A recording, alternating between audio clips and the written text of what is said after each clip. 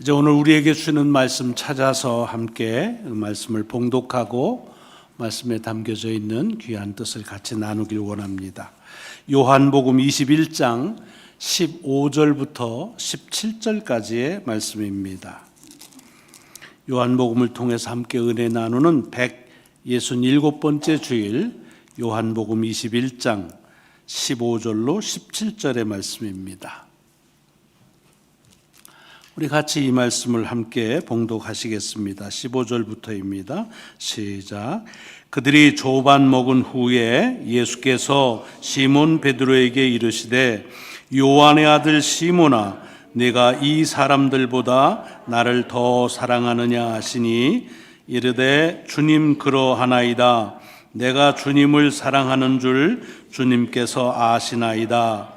이르시되 내 어린 양을 먹이라 하시고 또 두 번째 이르시되 요한의 아들 시몬아 네가 나를 사랑하느냐 하시니 이르되 주님 그러하나이다. 내가 주님을 사랑하는 줄 주님께서 아시나이다. 이르시되 내 양을 치라 하시고 세 번째 이르시되 요한의 아들 시몬아 네가 나를 사랑하느냐 하시니 주께서 세 번째 내가 나를 사랑하느냐 하심으로 베드로가 근심하여 이르되 주님 모든 것을 아시오매 내가 주님을 사랑하는 줄을 주님께서 아시나이다. 예수께서 이르시되 내 양을 먹이라. 아멘. 아멘. 오늘 봉독한 말씀이 여러분의 삶의 한 주간 능력으로 역사하시길 먼저 주의 이름으로 축원합니다. 여러분 교회에 오면은 우리 안내하시는 분을 통해서 이 주보 블러틴을 제일 먼저 받으시죠. 앉으시면 이제 주보를 보시는데 제일 먼저 뭐부터 보세요? 어떤 분들은 이렇게 보니까 헌금 명단부터 보시는 분도 계시더라고요. 누가 얼마 냈나 이렇게 해서 총액하고 합산해서 평균이 이 정도구나 이렇게 궁금도 하시겠죠. 근데 이제 예배를 준비하고 같이 드리는 목사의 입장에서는 오늘 우리에게 주실 말씀이 뭔가 또 말씀의 제목은 무엇인가 하는 예배의 그 성경 말씀을 좀 먼저 보셨으면 하는 마음이 있습니다. 뭐 이건 제 마음이고 여러분들이 뭘 보시느냐 하는 건 또 여러분들의 결정의 권한이기도 합니다. 왜 이 말씀을 드리느냐 하면 아마 지난주에 주보를 보시면서 예배 순서를 유심히 보셨으면 지난주 본문하고 제목을 기억하시는지요? 아이고 목사님 별걸 다 기대하십니다. 일주일 전 거를 어떻게 기대합니까? 우리가 일주일 어떻게 살았는데 라고 하실 수도 있지만 아마 여러분들 가운데는 지금 이렇게 눈에 띄진 않습니다만은 오자만 또 열심히 발견하시는 분들이 계세요. 그래서 이거 지난주 본문하고 뭐 본문은 같을 수도 있겠지만 몇 주 계속되니까 제목도 같으네 이렇게 아마 하실 분들이 계실지 모릅니다. 이거는 그 제목을 고치지 않고 미스프린트를 한 것이 아니고 의도적으로 같은 본문과 같은 제목으로 한 번 더 말씀을 나누기를 원해서 이렇게 정한 것입니다. 주님께서 베드로에게 물으셨던 내가 나를 사랑하느냐라고 하는 이 말씀에 담겨져 있는 뭐 엄청나게 많은 의미와 깨달음이 그 속에 있겠죠.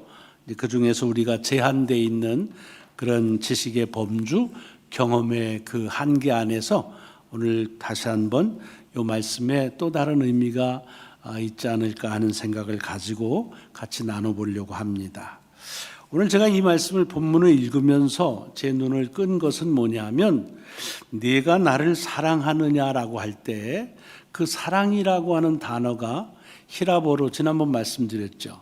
여기서 주님께서 베드로에게 물었던 이 사랑을 할 때에 히라보 단어 중에서 어떤 단어를 썼다고 그랬죠? 아가페라고 하는 단어를 사용했다 그랬습니다. 여러분 히라보에는 사랑을 나타나는 단어가 4개로 크게 나눈다고 그랬습니다. 남녀 간의 사랑, 어떤 육체적인 사랑은 에로스라 그러고 가족 간의 사랑을 스트로게라 그러고, 친구에 대한 또는 학문이나 어떤 분야에 대한 열정과 사랑을 필리아라 그렇게 말하고, 그리고 이제 이 아가페라고 하는 단어가 있다는 말씀을 드렸습니다. 기억을 하시는지 모르겠습니다만은. 자, 그런데 이 중에서 주님께서 베드로에게 물으실 때 왜 유독 아가페라고 하는 단어를 쓰셨을까 하는 겁니다. 뭐 주님이 고상하시니까 고상한 사랑의 단어를 쓰지 그러면 에로스라고 쓰겠소? 뭐 이렇게 핀잔하실 분도 계시겠죠. 물론 사랑의 이 네 가지 단어 중에 남녀의 육체적인 사랑에 대한 얘기를 하는 에로스라는 단어는 쓰시지 않으셨겠죠. 그러니까 그건 접어두고서라도 지난 한 3년 동안 사실은 제자들하고 가족처럼 지내지 않았습니까? 그러니까 오히려 가족 간의 사랑에 대해서 하는 그런 스트로게라고 하는 단어를 쓰는 것이 오히려 걸맞고 상식적일 수 있죠. 아니면 주님이 제자들을 좋은 친구라고 했으니까 친구 사이의 사랑을 나타내는 필리아라고 그렇게 말할 수도 있는데 왜 굳이 아가페라고 하는 단어를 사용했을까? 그것도 2번 연속으로 반복해서 묻지 않으세요? 강조했다는 말이거든요. 왜 그랬을까 하는 겁니다. 왜 제가 이런 생각을 하게 됐느냐 하면 이 아가페라고 하는 이 사랑에 가지고 있는 그런 의미 때문에 그렇습니다. 여러분, 아가페라는 단어는 성경에만 나오진 않습니다. 히라보에서 오랫동안 쓰여졌던 그런 단어입니다. 근데 이 아가페는 완전한 사랑을 의미합니다. 우리가 지금 얘기할 때는 완전한 사랑이라고 그러지만 플라토, 철학자 플라토 아시죠? 플라토는 이 아가페를 뭐라고 그러냐 하면 어떤 히랍 철학에서 보면 이 세상에 있는 모든 실체들은 사실은 본질은 아니고 이런 모든 실체의 본질이 업대여에 있다고 하는 것, 그렇지 않습니까? 이원론적으로 보지요. 그러니까 우리가 보는 모든 실체는 사실은 그 진짜가 아니고 그 진짜는 이데아의 이념물을 얘기합니다. 그래서 사랑도 그렇게 설명합니다. 플라톤은 이 아가페라고 하는 것은 그것은 이 세상에 보여지는 그런 사랑의 실체 중에 어떤 유형을 얘기하는 것이 아니라 사랑의 본질, 이데아로서의 하나의 이상으로서의 사랑이다 라고 그렇게 말합니다. 이해가 되시죠? 자, 이것을 우리 기독교에서는 그걸 어떻게 얘기하냐면 바로 그것은 하나님의 사랑이다, 무조건적인 또는 완전한 사랑이다 라고 그렇게 말씀을 드리는 것입니다. 여러분, 이 요한이 썼던 또 다른 책인 요한 1서를 보면 거기에서 요한은 어떻게까지 얘기하냐면 하나님은 사랑이시다라고 그렇게 정의합니다. 아예 하나님이 어떤 사랑의 행위를 하시는 것만이 아니라 하나님 스스로가 사랑이시다, 사랑 그 자체다 이렇게 얘기합니다.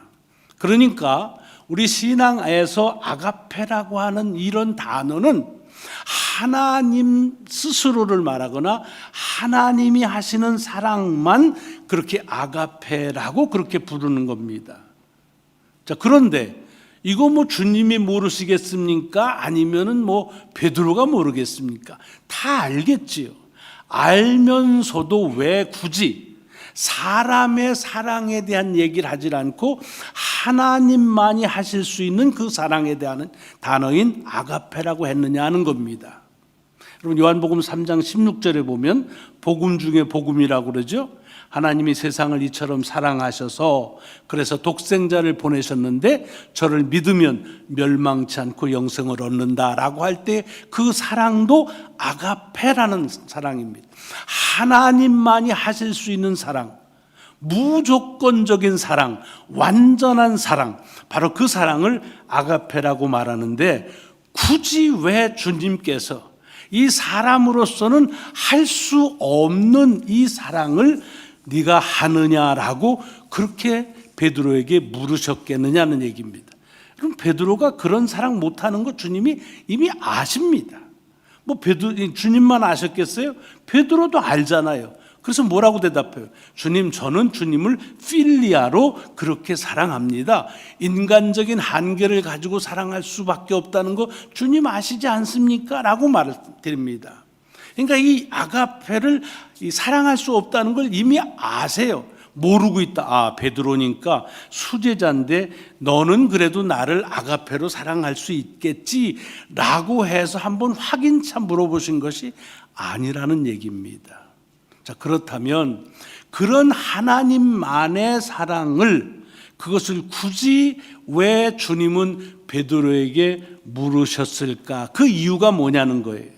물론 애석하게도 요한이 이렇게 이 글을 쓰면서 이렇게 물어본 주님의 의도는 이런 거다라고 설명해 놓질 않았습니다.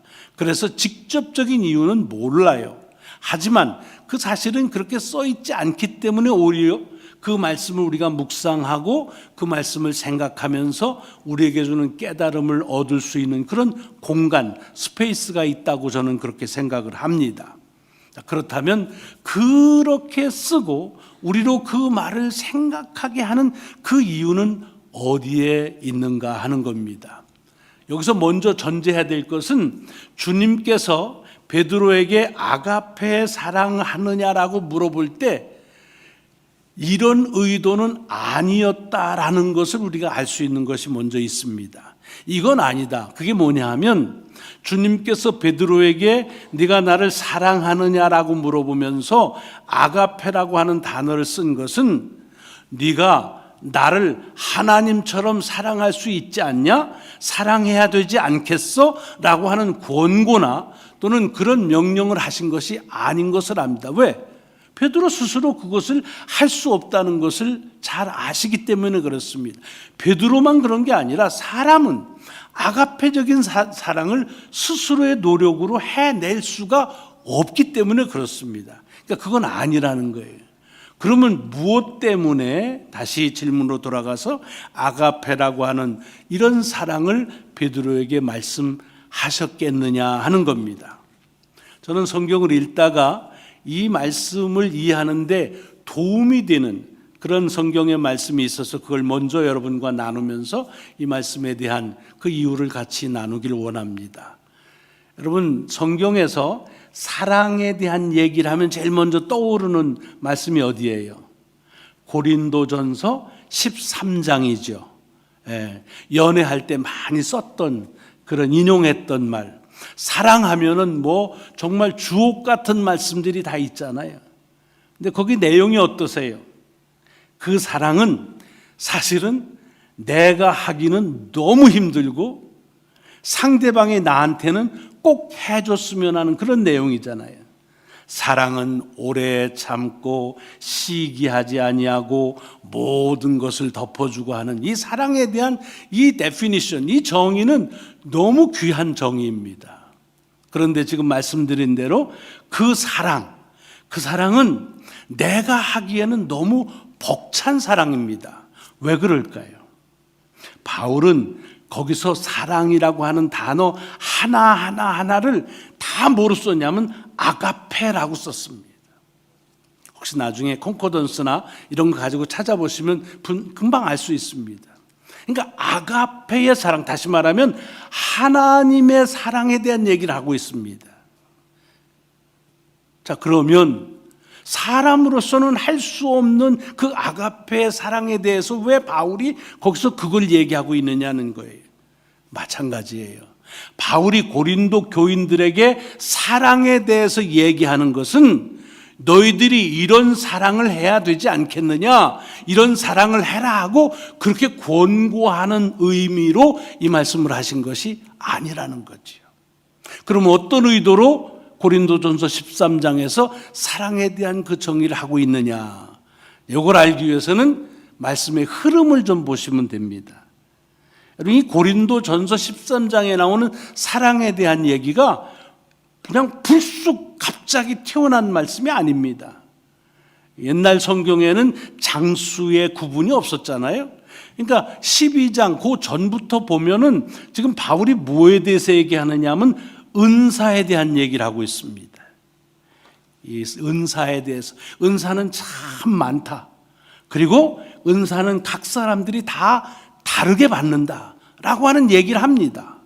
여러분, 많은 사람들이 다른 은사를 받았다면 그 교회 속에서 어떤 문제가 생길까요?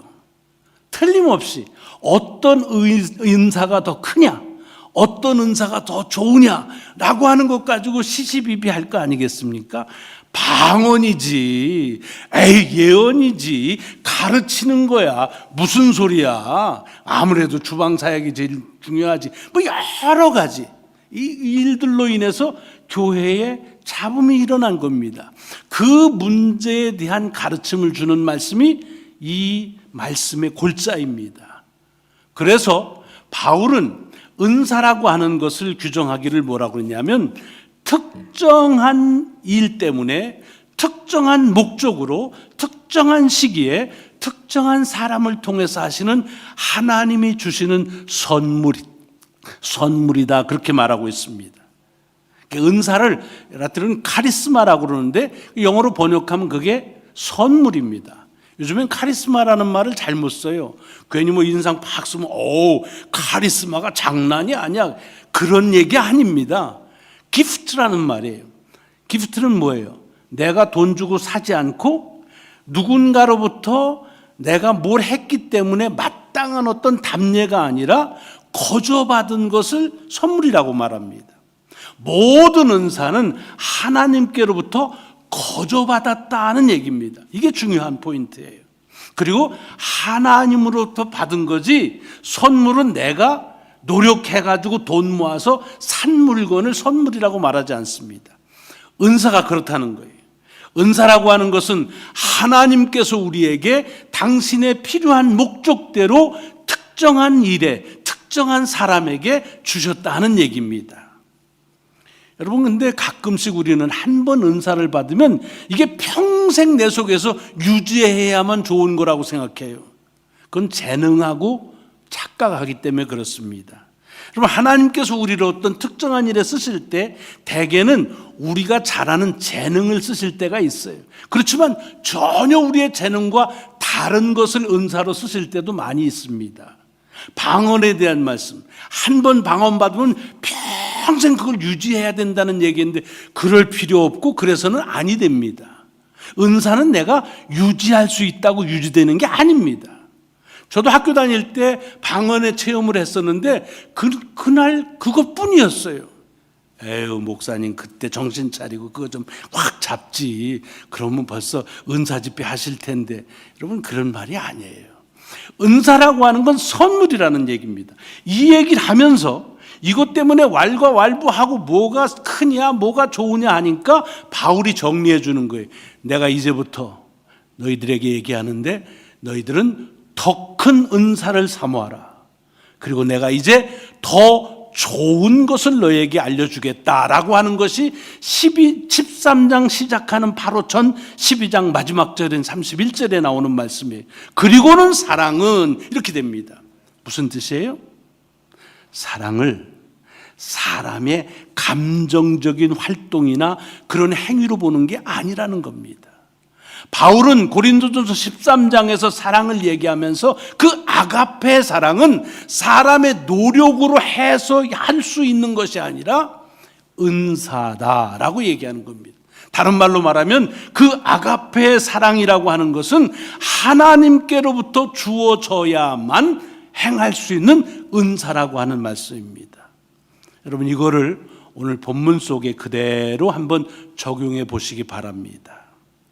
지금 주님께서 베드로에게 네가 나를 아가페 사랑하느냐라고 물으신 것은 그의 사랑에 대한 역량이나 사랑에 대한 성숙이나 사랑에 대한 각오를 이것을 체크하시는 것이 아닙니다.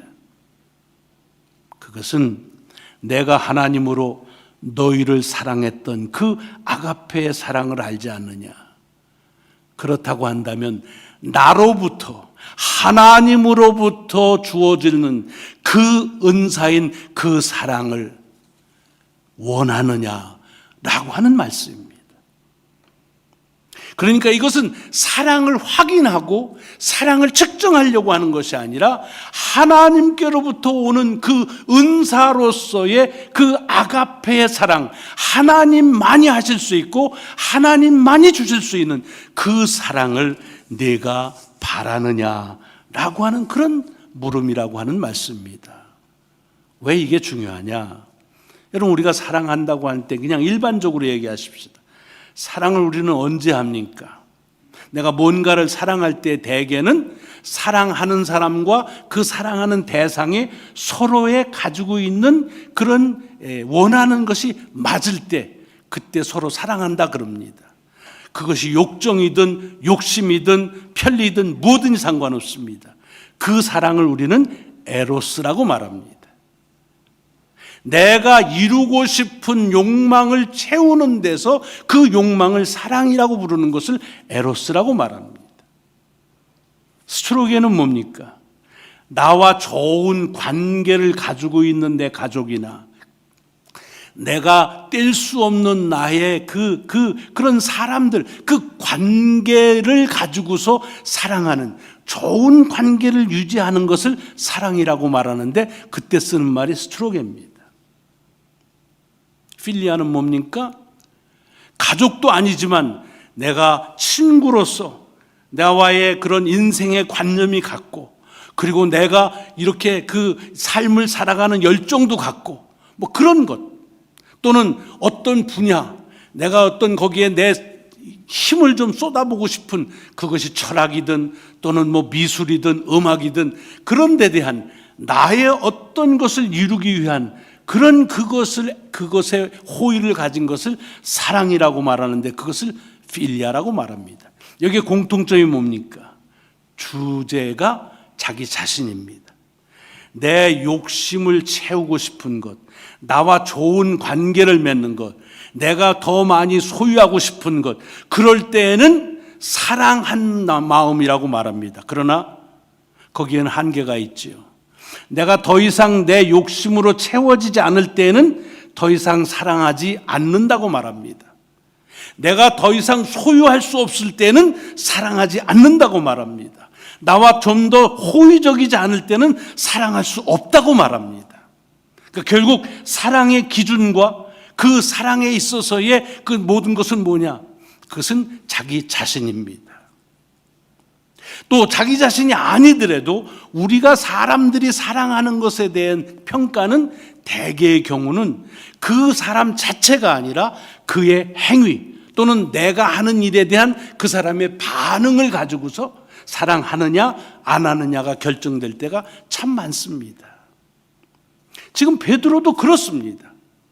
주님과 좋은 관계를 가졌을 때는 주님을 위해서 목숨을 버리겠다고 그랬습니다.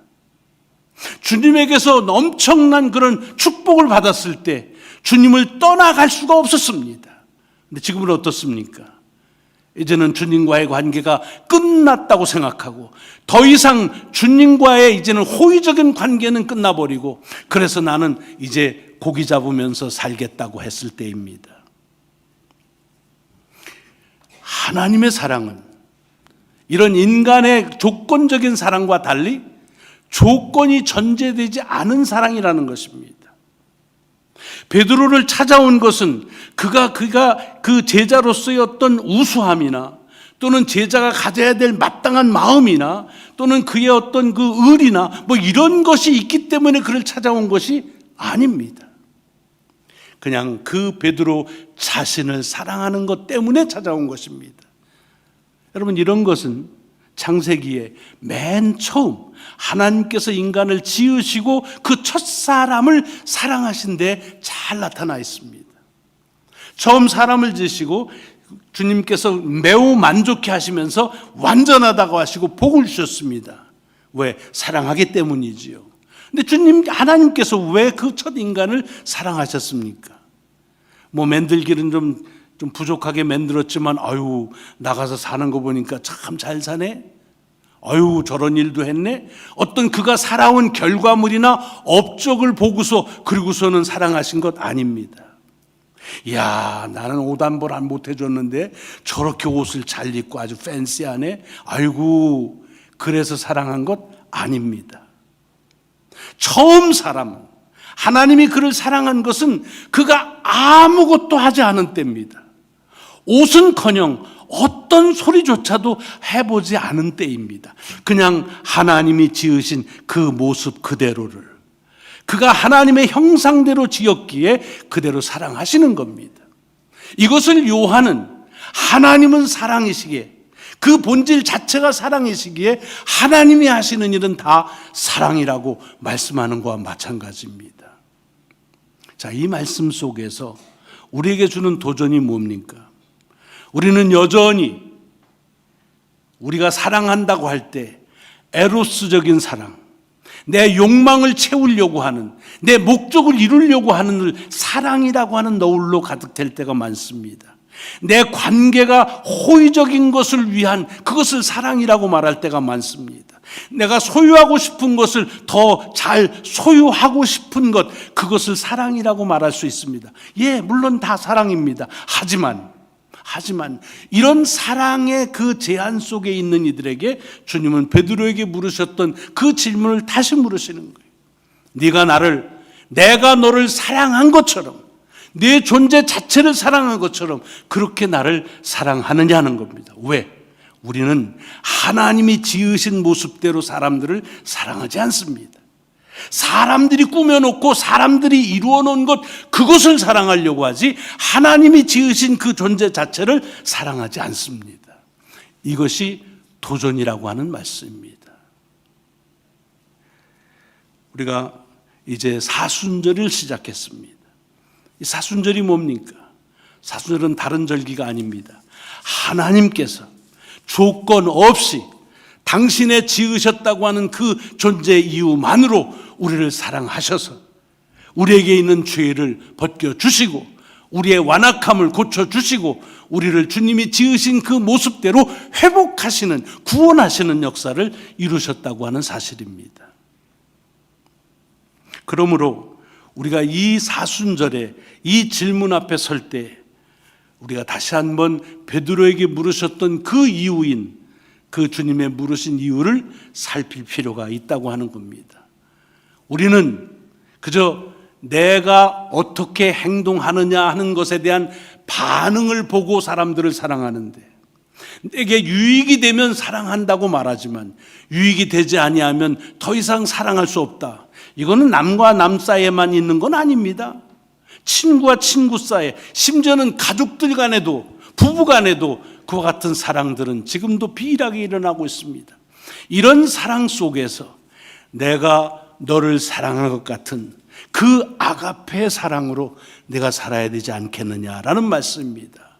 그러나 이것은 우리의 수고와 우리의 분발을 촉구하시는 것이 아니라 그와 같은 하나님의 사랑을 덧입어야 되지 않겠느냐 하는 겁니다. 바울은 로마서에서 이것을 뭐라고 그러냐면 그 하나님의 사랑을 하나님은 성령님을 통해서 우리에게 부어 주셨다라고 말씀하고 있습니다. 오늘 본문을 통해서 우리가 주님께서 부어 주시는 사랑, 그 사랑을 경험했은즉 그 조건 없는 사랑으로 다른 사람들을 또 하나님을 그리 사랑해야 되지 않겠느냐는 이 질문 앞에 다시 한번 서게 되는 것입니다. 오늘 우리가 주가 되고 나의 이해관계를 가지고 사랑이라고 하는 그런 포장된 것이 아니라 아무런 조건도 전제도 없이 주님을 우리가 지으신 그 존재 자체로 사랑하시는 것처럼 우리 서로를 그렇게 아우르고 그렇게 사랑할 수 있기를, 또 하나님을 그리 사랑할 수 있는 저와 여러분이 될 수 있기를 간절히 소망하면서 성령님의 기름 부으심을 간절히 기대합니다. 기도하시겠습니다. 하나님 감사합니다. 오늘도 사순절 첫째 주일에 주님의 사랑을 기억하면서 우리의 사랑, 조건과 이해관계와 그리고 편리함과 호의로 가득 차 있는 우리의 사랑이 아니라 어떤 존재도 없는 하나님이 지으신 그 존재 그 자체를 사랑하라고 하는 아가페의 사랑을 우리에게 말씀하시는 귀한 음성을 다시 듣습니다. 주님, 더불어 살아가는 이들 하나님 관계 때문에만, 이윤 때문이 아니라 주님이 지으신 존재로서 사랑할 수 있는 눈을 저희에게 열어주시고 성령님을 통해 그 마음을 우리 가운데 부어 주옵소서. 감사드리오며 우리 구주 예수 그리스도의 이름으로 기도드리옵나이다. 아멘. 아멘.